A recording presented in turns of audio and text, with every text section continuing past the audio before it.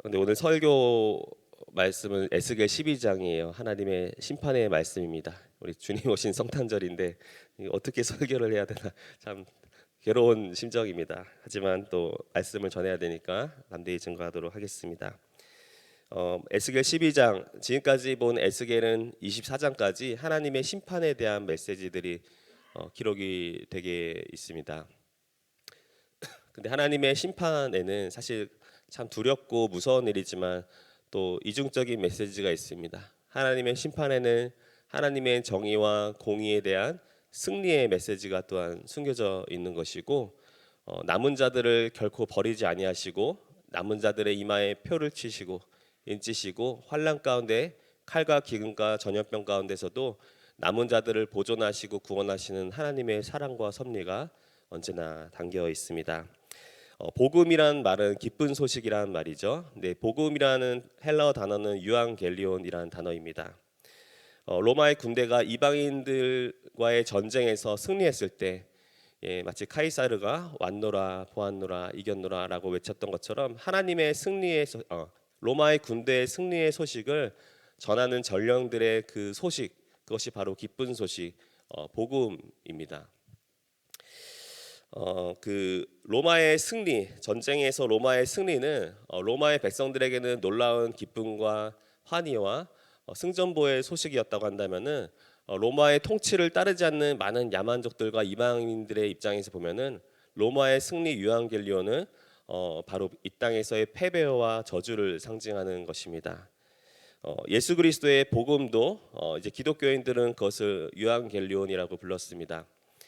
예수 그리스도의 탄생은 기쁜 소식인데요.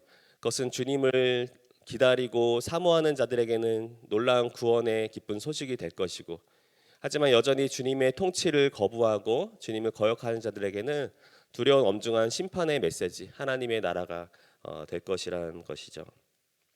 에스겔의 선포에도 언제나 이중적인 메시지가 있습니다. 크고 두려운 무서운 심판의 메시지이지만은 그 속에는 또한 하나님의 승리와 통치와 주권과 그 영광과 공의의 실현에 대한 하나님의 승리의 메시지가 언제나 숨겨져 있습니다.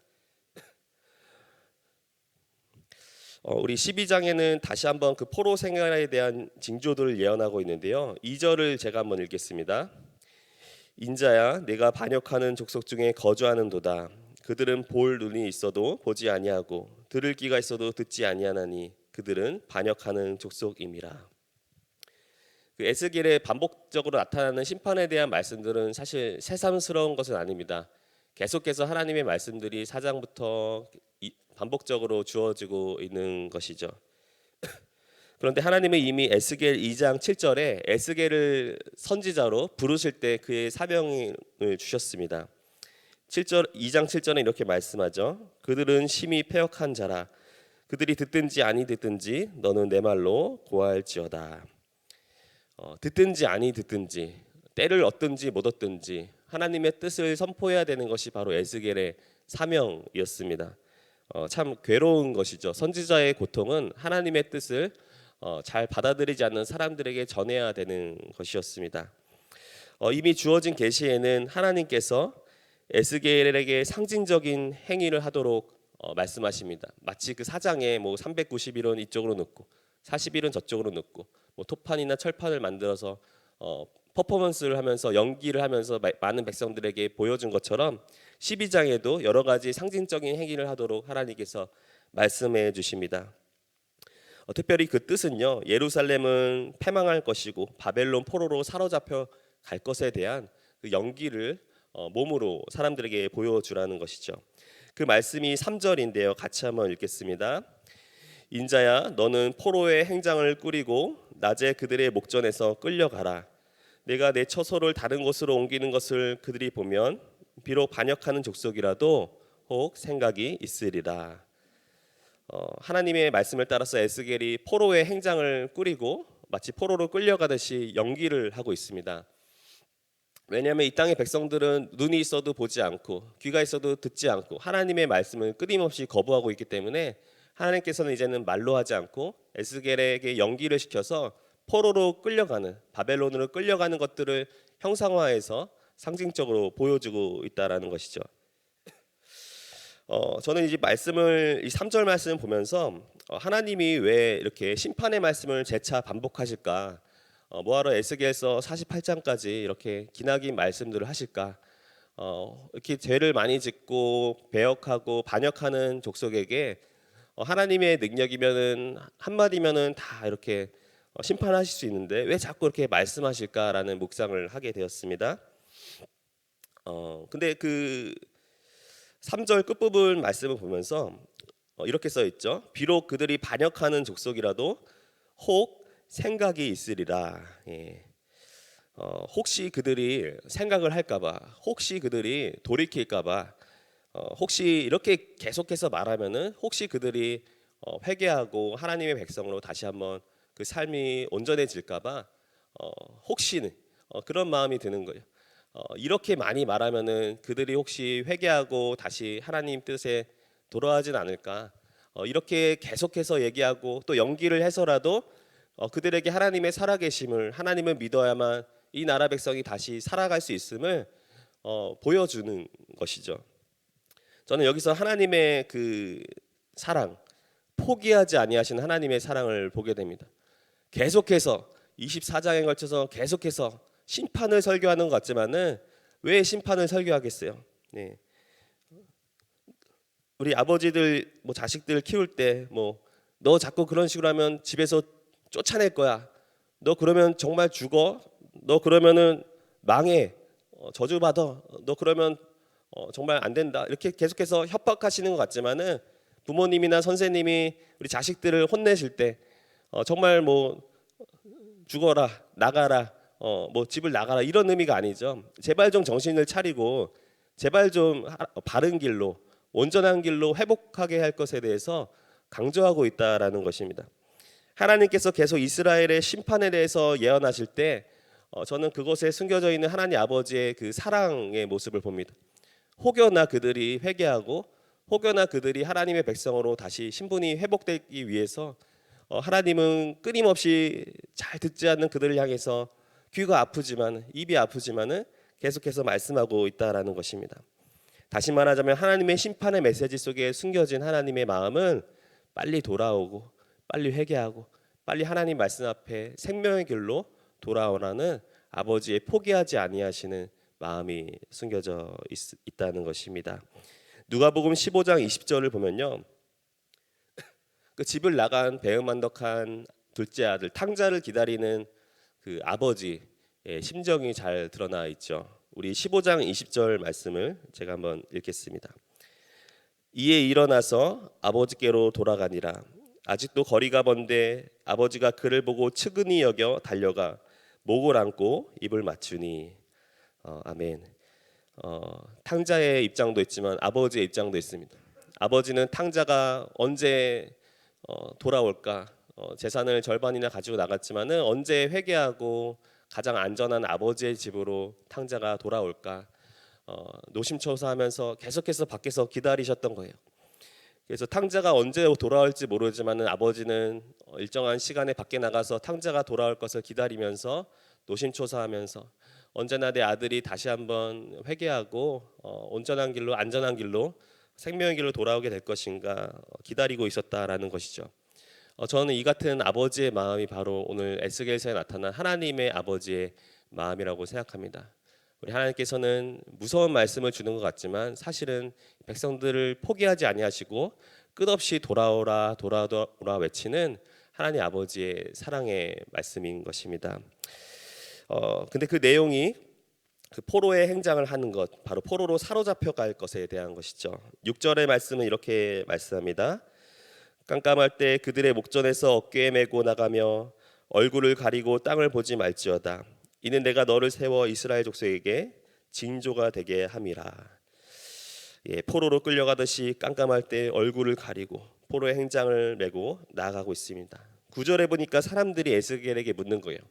에스겔아, 당신이 왜 이렇게 포로의 행장을 하고 왜 이런 행동을 하는 것입니까? 왜 이렇게 엉뚱한 행동을 하고 있습니까? 그러자 에스겔이 이제 대답하는 것이죠. 12절 말씀입니다. 12절 같이 한번 읽겠습니다. 무리가 성벽을 뚫고 행장을 그리로 가지고 나가고 그 중에 왕은 어두울 때 어깨에 행장을 메고 나가며 눈으로 땅을 보지 아니하려고 자기 얼굴을 가리리라 하고. 네. 그 이스라엘에 대한 하나님의 묵시라는 것이죠. 징조입니다. 마치 포로로 끌려가듯이, 깜깜할 때 끌려가듯이, 특별히 12절에 보면은 그 중에 왕이 나오죠. 왕이 어두울 때 성벽을 뚫고 나가게 될 것이지만은 사로잡히게 될 것이고, 그 눈으로 땅을 보지 못하고 자기 얼굴을 가릴 것이다. 이 예언의 말씀이 성취된 것이 바로 시드기야 왕입니다.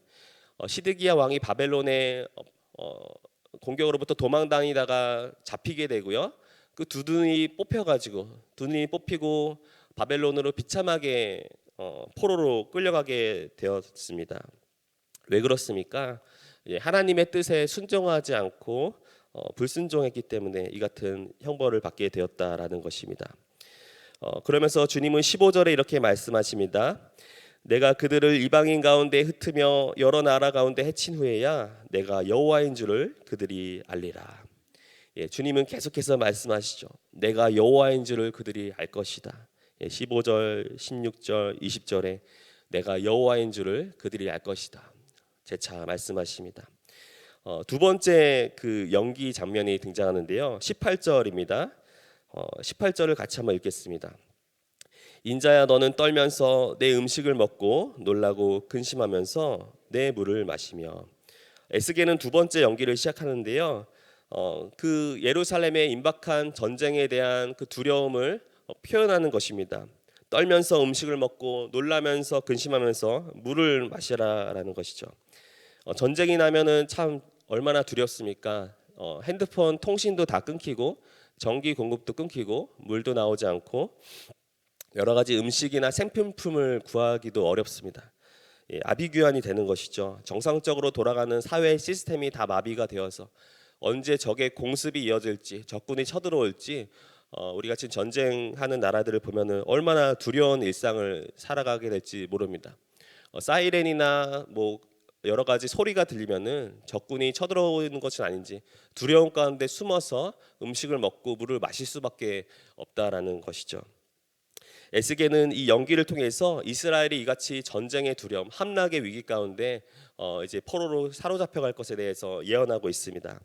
주님은 동일하게 20절에 말씀합니다. 내가 여호와인 줄을 너희가 알 것이다.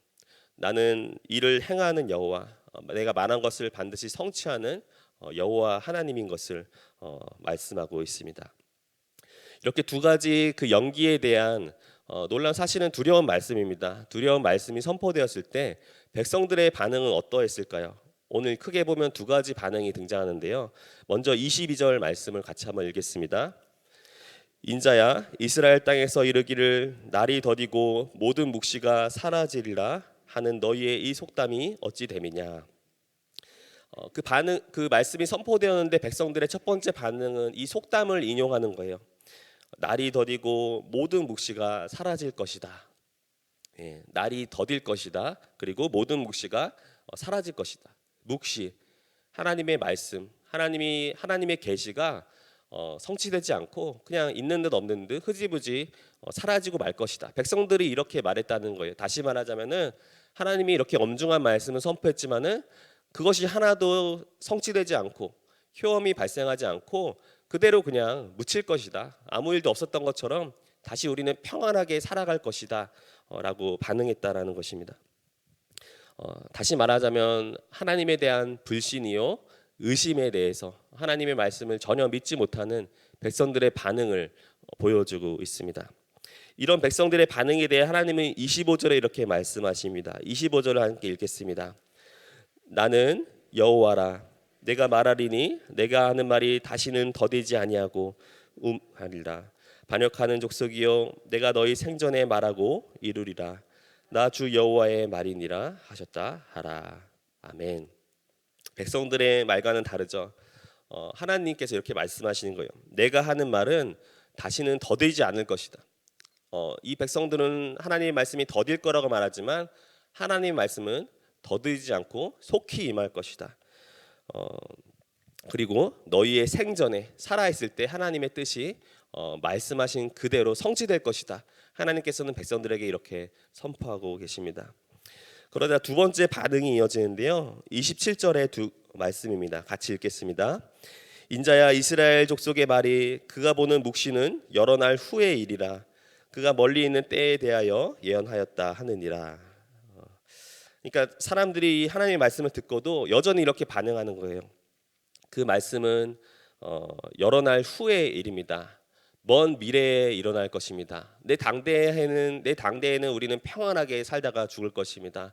여전히 하나님의 엄중한 심판의 경고의 말씀이 선포됨에도 불구하고 그것의 긴급함을 깨닫지 못하고 여전히 그 말씀은 저 먼 미래에 임할 것이고 우리 자손이나 후손에게 임할 심판의 메시지로 이해하고 있다라는 것입니다.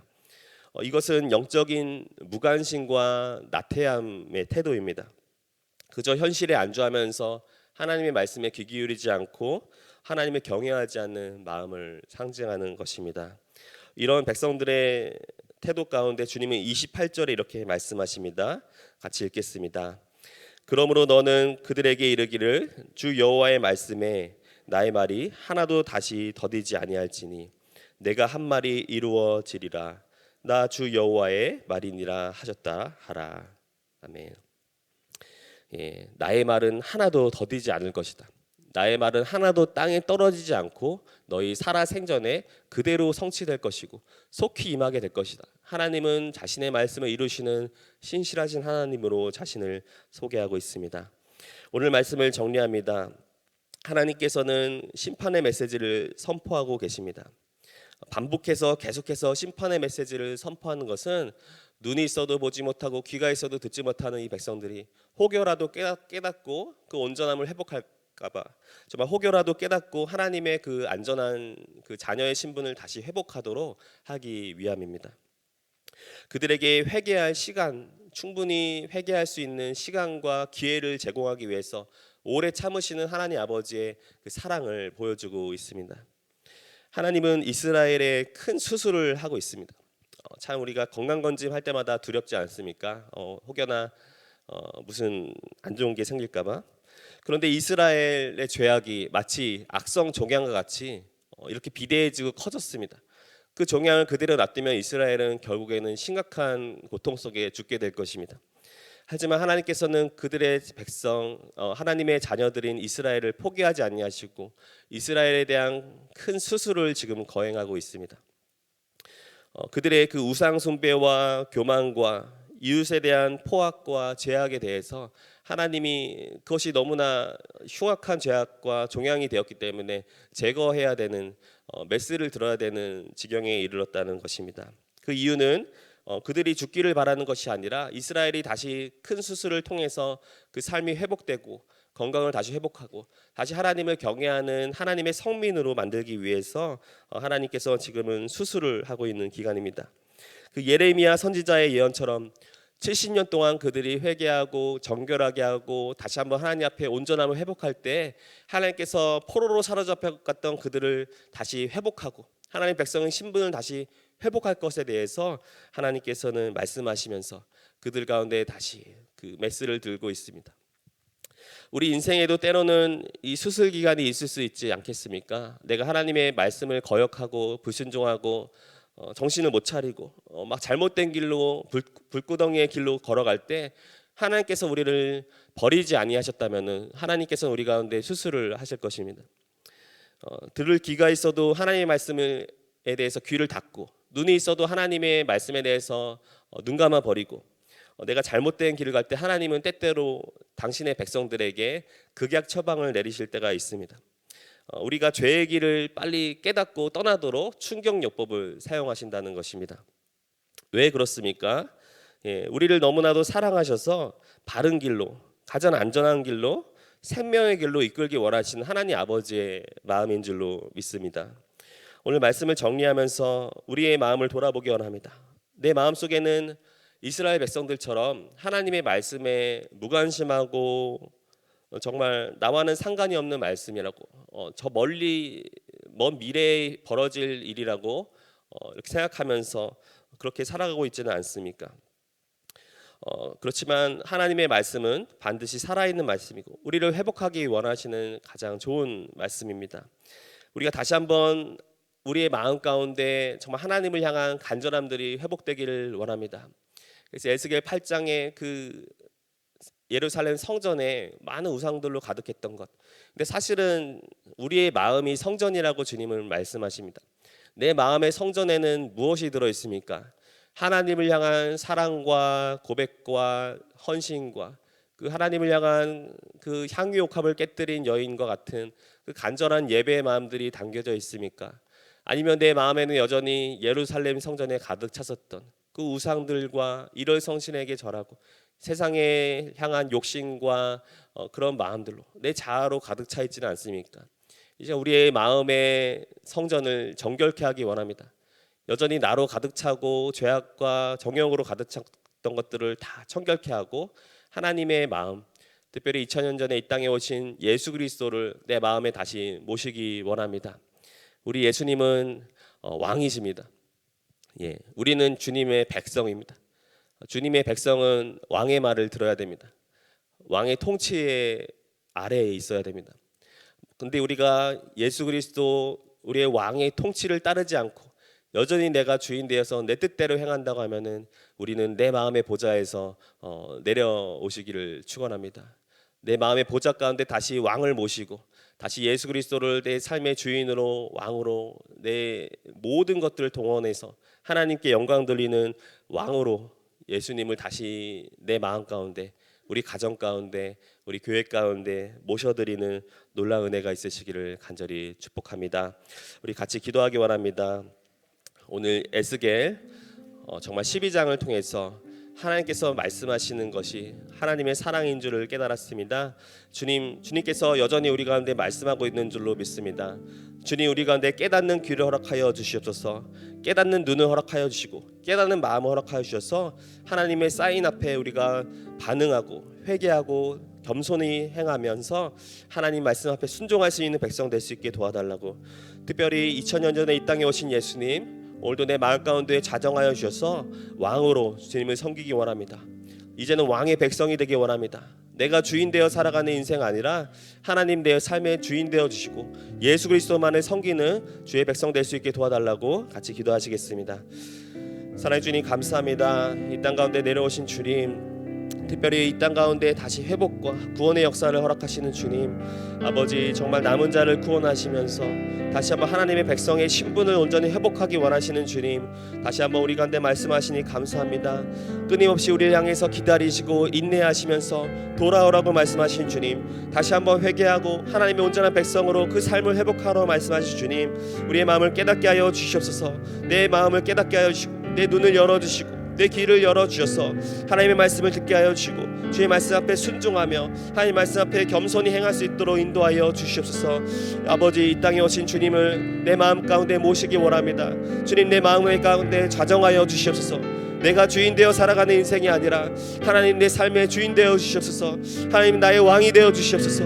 이제 주의 백성으로 살기 원합니다. 왕의 오심을 기다리며 왕을 따르며 왕의 하나님의 나라를 향해서 힘차게 전진할 수 있는 왕의 백성 되기를 원하오니 주 우리 가운데 함께하여 주시고 우리를 통치하여 주시고 우리를 보호하여 주시고 우리를 다스려 주시고 가장 선한 길로 인도하여 주시옵소서. 이제는 왕의 백성 되어 하나님의 나라를 선포하며 이 땅에 다시 오실 예수 그리스도 영광의 왕을 찬양하며 주님을 기다립니다. 주님을 선포하기 원합니다. 하나님 우리 가운데 함께하여 주시고 우리 마음 가운데 가정 가운데 교회 가운데 함께하여 주옵소서. 사랑해 주님 감사합니다. 여전히 우리를 포기하지 아니하시고 탕자와 같이 정말 헛되이 살아가는 우리들을 주의 백성 삼아주시고 용서하여 주신 큰 은혜 앞에 날마다 감사 찬양하게 하여 주시옵소서. 2000년 전에 이 땅에 오신 주님, 여전히 우리를 품으시고 세리와 죄인들을 부르시며 연약하고 죄와 허물 가운데 죽어가는 부족한 우리를 위해 십자가 지신 주님 앞에 다시 한번 겸손히 행하게 하여 주시고 다시 주님을 찬양하게 하여 주시고 우리를 구원하시기 위해 생명 내어주신 예수님 앞에 다시 주님을 왕으로 섬기며 왕의 백성으로 살아갈 수 있도록 주님 함께하여 주시옵소서. 우리의 상한 10년 가운데 왕으로 자정하여 주시고 우리 가정 가운데 주님 왕으로 통치하여 주시고 우리 교회와 또 슬픔이 가득한 이 세상 가운데 주님 임하여 주셔서 이 땅 가운데 하나님 나라의 소망과 빛을 보게 하여 주시고 다시 한번 왕 되신 하나님의 나라를 선포하며 나아갈 수 있도록 인도하여 주시옵소서. 거룩한 주일 복된 성탄절에 하나님 찬양 받으시고 영광 받으시고 합당한 경배를 받아 주시옵소서. 많은 백성들이 만왕의 왕 되신 주님을 찬양하게 하시고 우리를 위해 겸손히 이 땅에 오신 우리 구주 예수 그리스도 앞에 합당한 경배와 존귀한 찬양 올려드릴 수 있는 오늘의 예배가 될 수 있도록 지금 함께하여 주시옵소서. 영원히 찬양 받으시고 영원히 영광 받으시 우리 구주 예수 그리스도의 이름으로 기도드립니다. 아멘. 이제는 온 땅의 주인 되시고 통치자 되시는 우리 구세주 예수 그리스도의 은혜와 하나님 아버지의 절대로 포기하지 아니하시는 그 무한하신 아버지의 사랑하심과 성령님의 위로 충만 교통하심이 오늘도 왕의 오심을 기다리며 예비하며 왕의 백성으로 살아가기를 다짐하는 사랑하는 우리 성도님들과 가정과 자녀들과 이 방주교회와 이 나라 민족교회 여전히 죄악과 전쟁과 슬픔 가운데 있는 저 우크라이나 땅 위에 이제부터 영원토록 함께 하시기를 간절히 축원하옵나이다. 아멘.